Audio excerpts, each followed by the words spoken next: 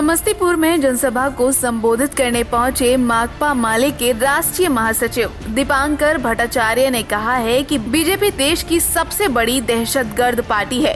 ये बयान उनके द्वारा महागठबंधन पर गृह राज्य मंत्री द्वारा दिए गए बयान का पलटवार करते हुए दिया गया।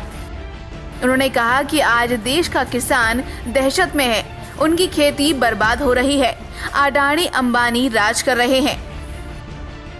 वाले लोग और लोगों को सिर्फ पीड़ा नहीं पहुंचाते हैं, कुछ ऐसे लोग होते हैं जो जिनको दूसरों को पीड़ा पहुंचा करके आनंद महसूस होता है।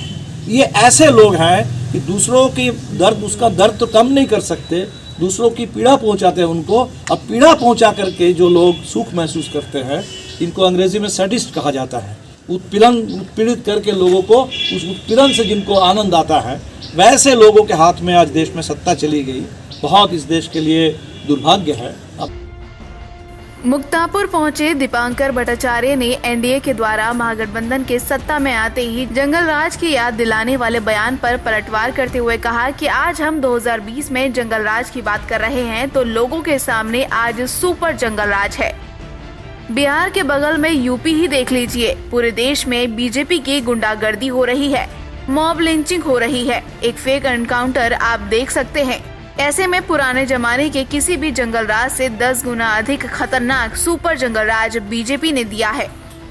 भट्टाचार्य ने आगे कहा कि महागठबंधन को लेकर बीजेपी में जबरदस्त घबराहट है और यही कारण है कि महागठबंधन को लेकर बयानबाजी हो रही है। बीजेपी ने सोचा था कि इस बार कोई गठबंधन ठीक से नहीं बन सकेगा, कोरोना काल में लॉकडाउन की आड़ में चुनाव को चुरा लेंगे, लेकिन अब महागठबंधन का बढ़ता जनाधार देख बीजेपी परेशान हो रही है।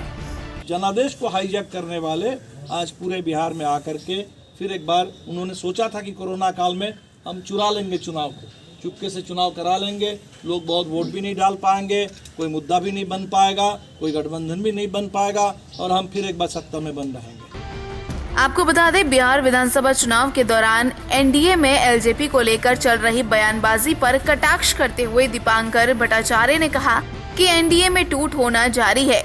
उन्होंने कहा कि अमित शाह ने जिस तरह कहा कि जेडीयू कम सीटें लाए लेकिन नीतीश कुमार ही मुख्यमंत्री बनेंगे, इससे ये तो साफ हो गया है कि नीतीश कुमार की सीट कम हो रही है। इस तरह बीजेपी की भी सीट कम होनी चाहिए। अगर ऐसा नहीं होता है तो इसका मतलब दाल में कुछ काला है।